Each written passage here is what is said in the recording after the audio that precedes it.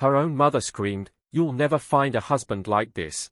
But less than 24 hours later, a knock at the door would expose a truth so unbelievable that everyone who laughed at her wished they could take their words back. Stick with me while I share my story, and if it touches you, don't forget to support our channel by hitting that subscribe button, dropping a like, and sharing it with the people you care about. My name is Maren Holloway, and for as long as I can remember, people have told me that I care too much. I became a nurse because helping others felt more important than chasing money or trying to impress anyone. Long shifts, tired feet, and sleepless nights never bothered me.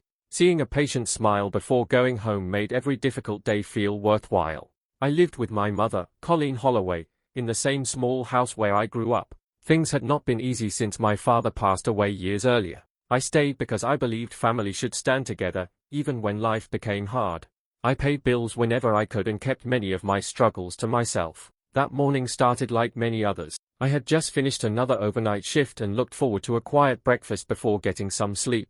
The kitchen smelled of fresh coffee and toast, but the peaceful feeling lasted only a few seconds. My mother looked at me with disappointment before I even sat down. "Maren," she said, shaking her head, "you're wasting the best years of your life." I stayed silent and poured myself a cup of coffee. She continued without waiting for an answer.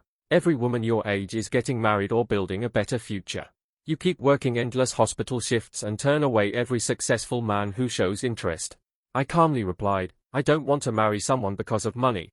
Her face became red with anger. "Money matters," she shouted. "Kindness doesn't pay bills. Your heart won't give you a family."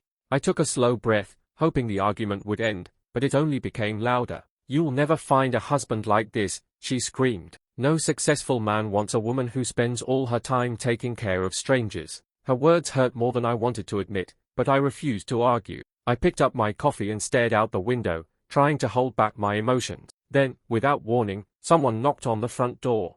It wasn't a normal knock. It was slow, firm, and confident. The entire house became silent. I walked toward the door, wondering who could be visiting so early in the morning. As I opened it, my eyes widened. Several black luxury SUVs were parked along the street. Men in dark suits stood in perfect lines beside the vehicles, their faces serious and unreadable. One tall man stepped forward, looked directly at me, and asked in a calm voice, "Is Miss Maren Holloway home?" The moment I heard the stranger ask for me, my mind went back to the night before.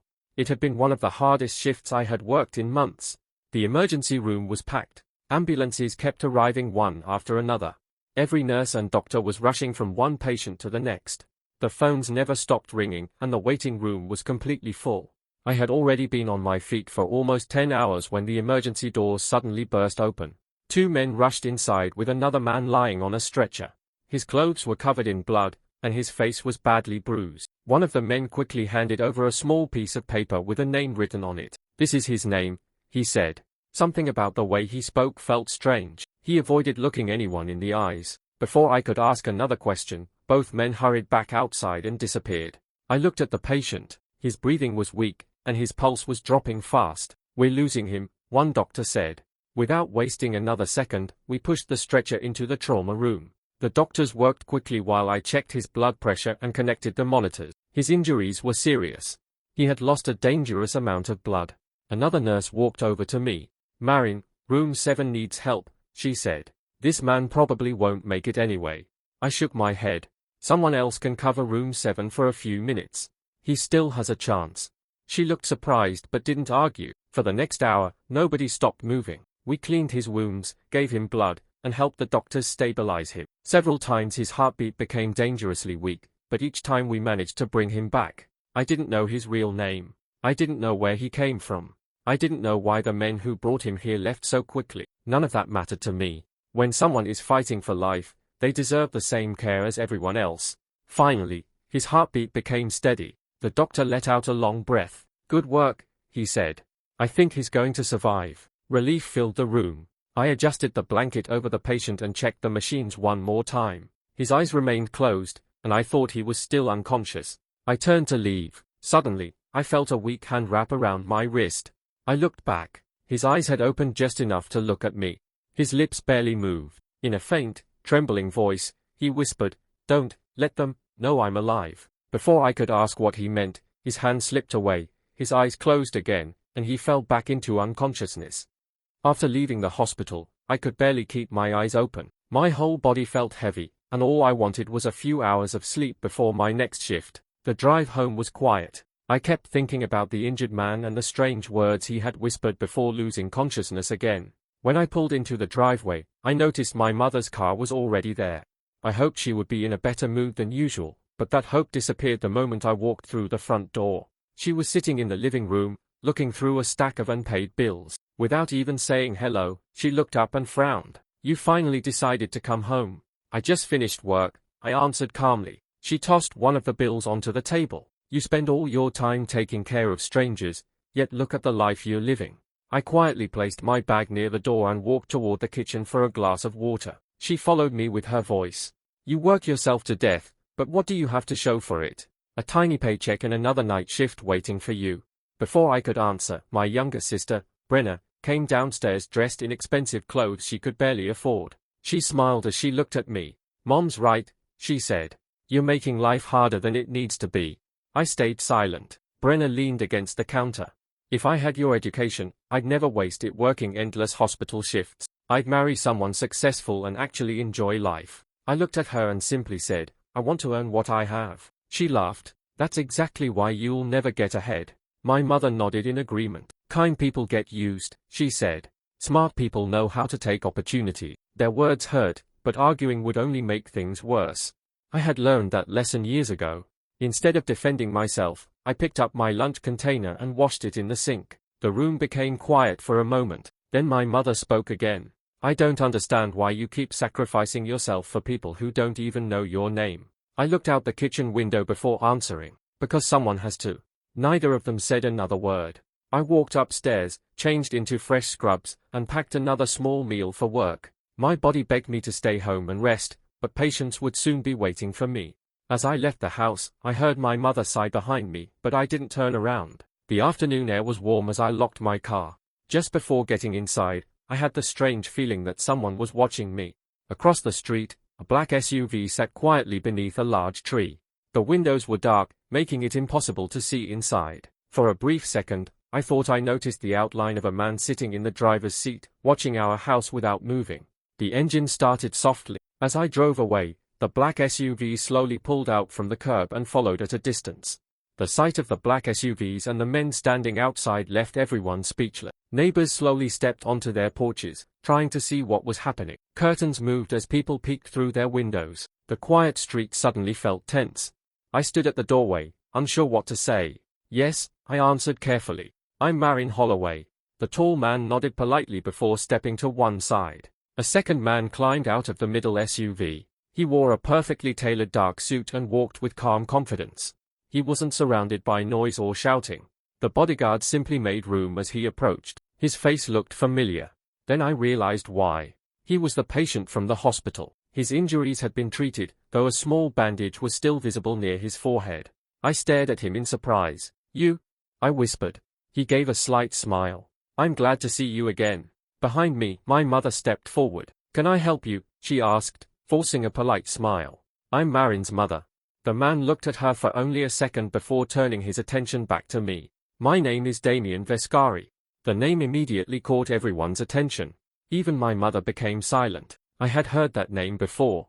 Newspapers often described Damien as one of the city's richest businessmen. His companies owned hotels, office buildings, and shipping businesses. But there were always quiet rumors that his real power came from something much darker. No one could ever prove those stories, yet people spoke his name carefully. Damien stopped a few feet away from me. "You saved my life last night," he said. "I was only doing my job." He slowly shook his head. "No, you did much more than that." The street had become completely silent. Even the neighbors who had been whispering stopped talking. Damien continued, "Many people would have walked away. You didn't. You treated me like my life mattered when you had no idea who I was." I didn't know how to respond. Everything had happened so quickly. He reached into his jacket but kept both hands visible so I wouldn't feel uncomfortable. "I came here because I wanted to thank you personally." "You don't owe me anything," I replied quietly. "I disagree." His voice remained calm but firm. "There are some debts that cannot be measured with money." I noticed several bodyguards watching the area carefully while others stayed beside the vehicles. Whatever Damien's life involved, it clearly required constant protection. My mother suddenly smiled. I'm sure we can all come inside, Anne. Damien politely interrupted her without even looking in her direction. Thank you, but I'd like to speak with Maren. His words surprised everyone. Then his expression became serious. There is something you need to know. I felt my stomach tighten. What is it? Damien looked directly into my eyes. This isn't only about the attack on me. He lowered his voice. Someone very close to you is hiding a dangerous secret. I felt the color drain from my face. What secret? I asked. Damien glanced around the street before answering. Not here. We need to speak somewhere private. I looked at Damien for a long moment before nodding. We walked a short distance away from the front porch while his security team stayed back, giving us privacy. I could still feel my mother's eyes on us from the doorway. Damien waited until we were out of everyone's hearing. The attack against me was planned, he said quietly. It wasn't an accident. I listened without interrupting. The people who wanted me dead knew exactly where I would be. Someone shared information they should never have known. You think it happened at the hospital? I asked. He nodded. My team started investigating as soon as I regained consciousness. We found evidence that someone inside the hospital leaked confidential details about my arrival. I felt a chill run through me. Our hospital has strict privacy rules, I said. Why would anyone risk everything? For money, Damien replied. Some people will sell anything if the price is high enough. I crossed my arms, trying to understand everything. If that's true, then the hospital will deal with it. Damien's expression remained serious. I wish that were the only problem. He reached into a leather folder one of his bodyguards had handed him before we walked away. There was another discovery. He carefully removed several papers and handed them to me. At first, I didn't understand what I was looking at. There were dates, times, and printed records. Then I noticed something familiar. My work schedule. Every overnight shift I had worked during the past several weeks was listed. My break times were there. Even the route I usually drove home was written down. I looked up at Damien in confusion. How could anyone know all this? Someone gave it to them. My heart began beating faster. That can't be right.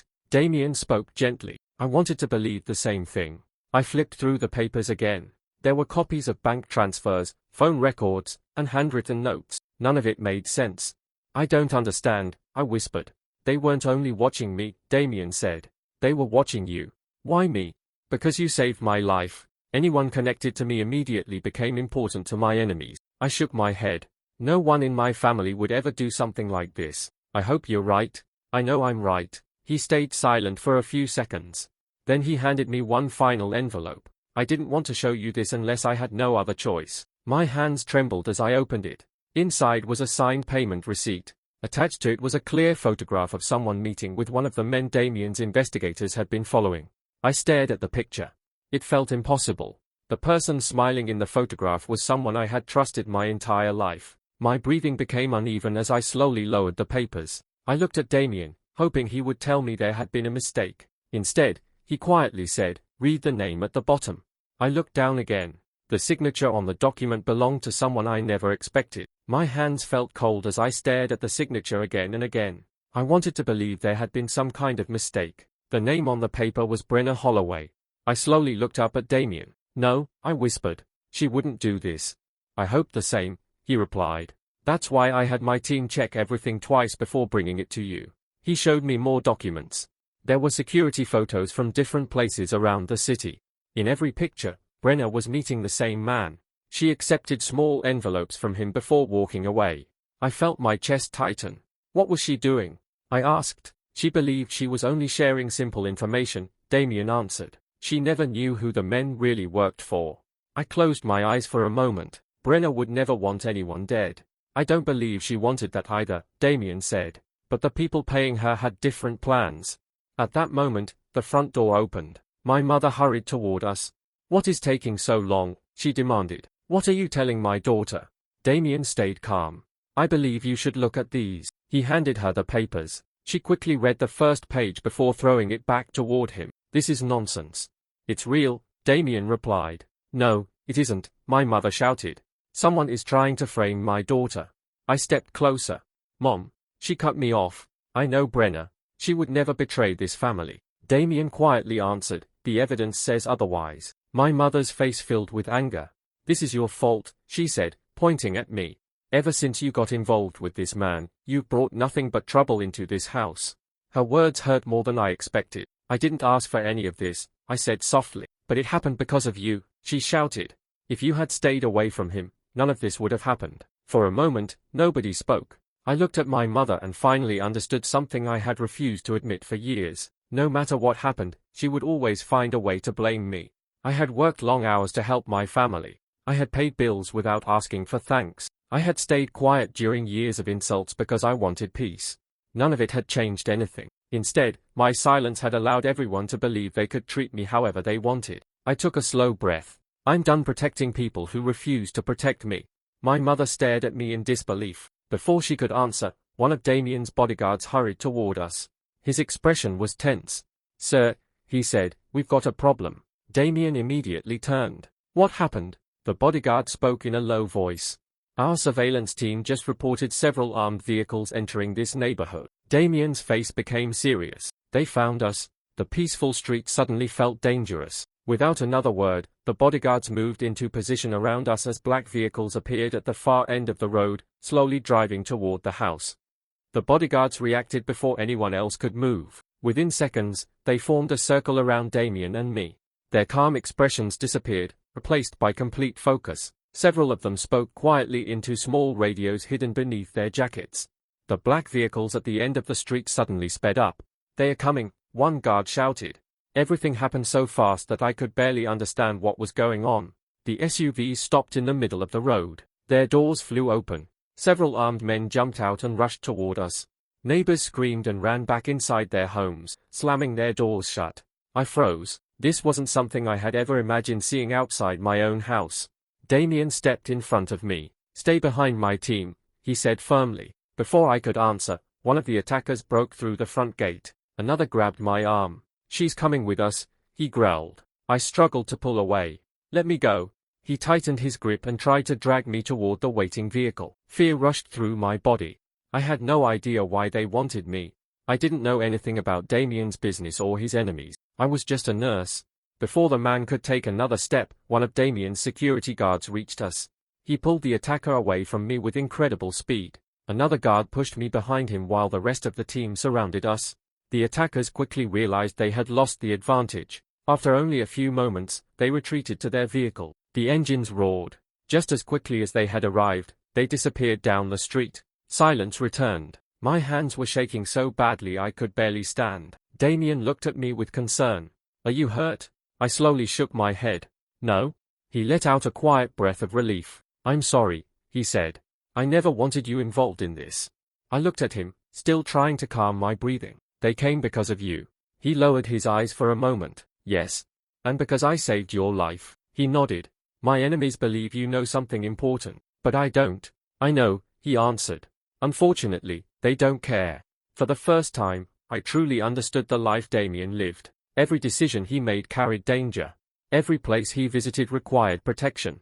Every person who showed him kindness could become a target. I quietly asked, why are you risking so much to protect me? He remained silent for several seconds before speaking. When I was younger, I had a little sister. His voice became softer.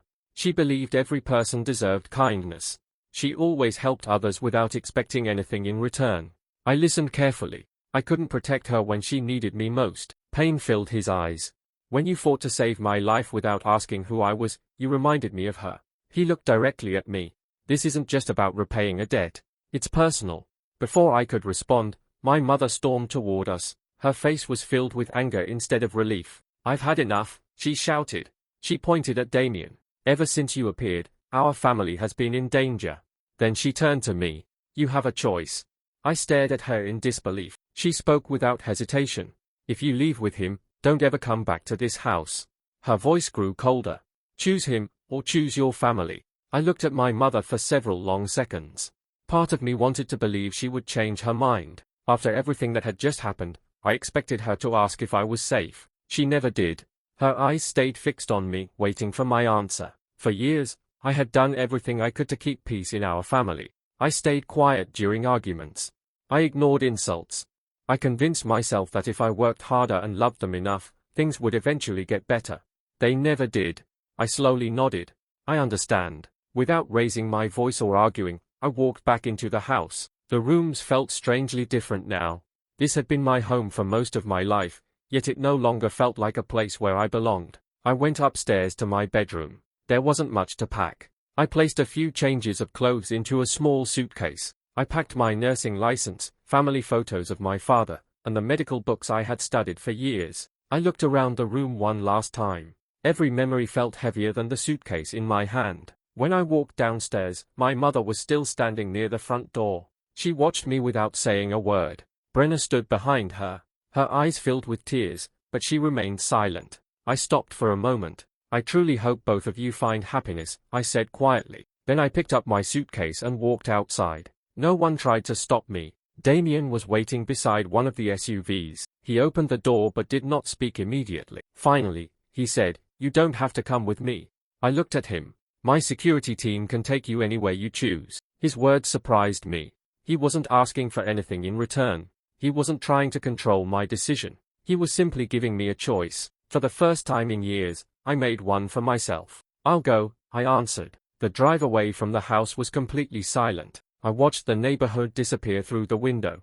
Although tears filled my eyes, I didn't regret leaving. Some doors have to close before a better life can begin. Later that evening, Damien's investigators continued searching for the people behind the attack. Hours passed before one of his senior investigators entered the office carrying a thick folder. "We found them," he reported. The investigation had uncovered a network of people who had been secretly selling private information for money. Several arrests were already being planned. The man responsible for organizing the attack had also been identified. For the first time since the shooting, Damien finally knew who had ordered everything. The danger was far from over, but the truth was finally coming into the light. At the same time, back at the Holloway house, my mother began looking through old financial papers while searching for something unrelated. As she opened one forgotten file, several receipts and bank records slipped onto the floor. She bent down to collect them. The names written across those documents made her suddenly stop moving. Her hands began to shake as she slowly realized there was something about my life she had never known. Colleen slowly picked up the papers from the floor. At first, she thought they were old bank statements that no longer mattered. But as she looked closer, she noticed my name printed on nearly every page. She sat down at the kitchen table and carefully read each document. The first file showed years of hospital payments made after my father's illness. Every payment had come from my personal account. She frowned. "I never knew about this," she whispered. She reached for another envelope. Inside were receipts for the mortgage. Month after month, large payments had been made to keep the house from being taken away. Again, every payment came from me.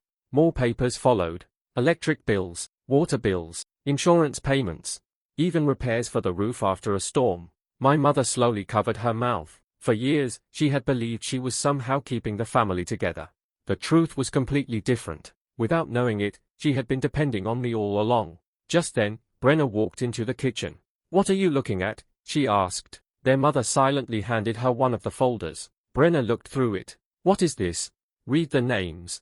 A few seconds later, Brenna's face turned pale. There were tuition payments from her college, money for her textbooks, apartment deposits during her first semester, even the cost of a study program she had proudly told everyone she earned on her own. Every dollar had come from my savings. I didn't know, Brenna whispered.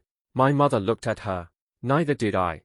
The room became painfully quiet. Brenna sat down and continued reading. There was a small note attached to one receipt. It was written in my handwriting. "Please don't tell Brenna. I don't want her to feel guilty. Just let her focus on school." Brenna could no longer hold back her tears. She buried her face in her hands. "I treated her so badly." My mother closed her eyes.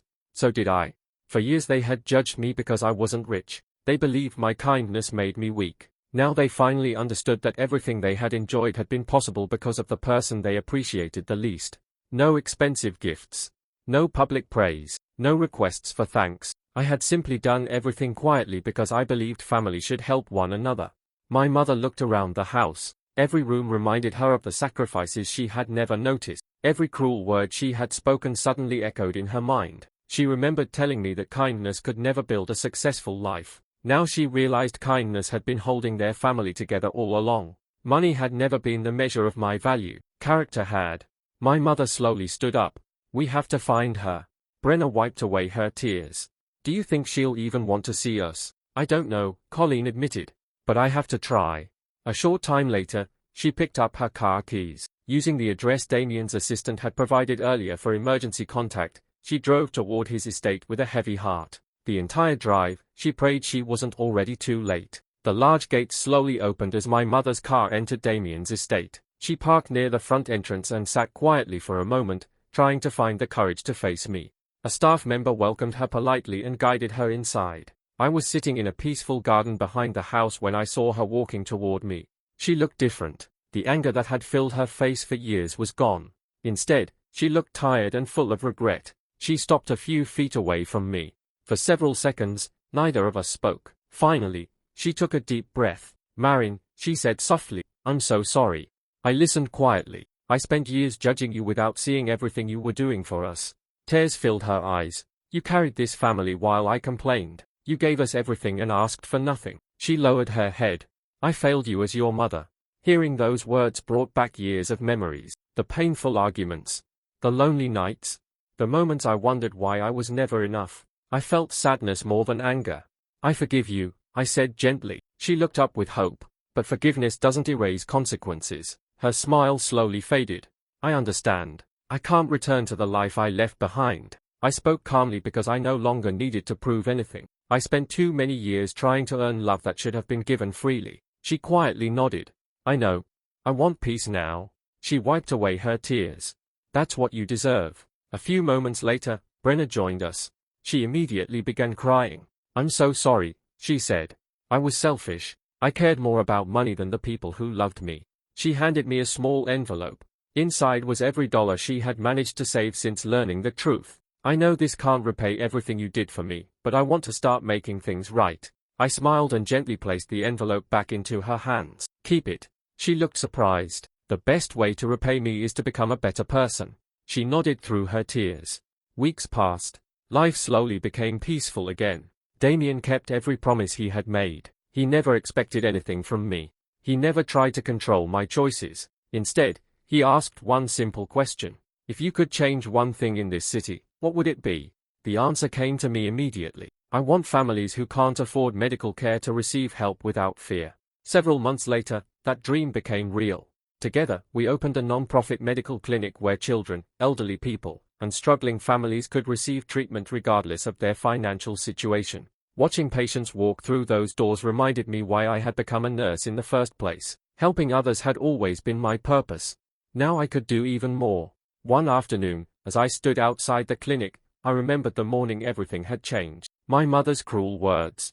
The unexpected knock. The line of black SUVs outside our home. Back then, everyone believed that knock was bringing me a husband. They were wrong. It brought something far more valuable.